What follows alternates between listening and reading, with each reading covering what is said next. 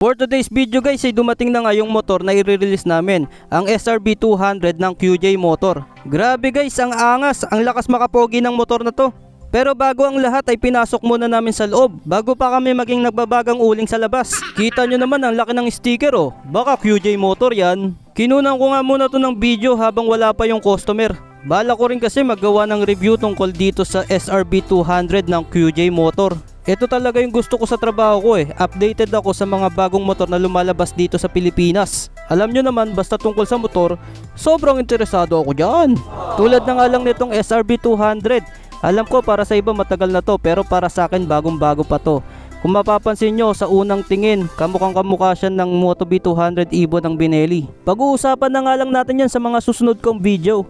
So ayan na nga, tinignan ko ang laman nitong eco bag na kasama ng unit. Grabe, pinakailaman pa, may content lang pasikat ka boy. Meron itong keychain showcase. O tignan mo, natanggal na yung lagayan, pakilamero kasi.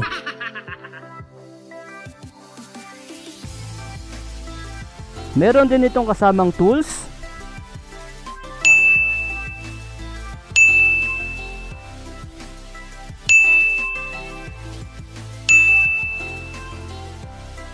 QJ Motor Cap.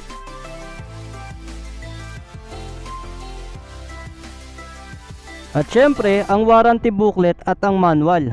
Napaka-importante niyan guys.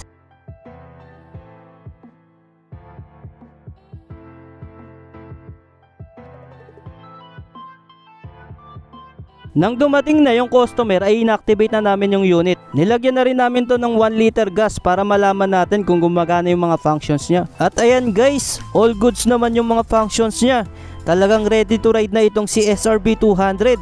Kita nyo naman guys, ang saya ni sir sa bago niyang nabiling motor. Hey, mala Coco Martin. Matapos nga makuha ang mga dokumento ay tutuloy na daw sila sir.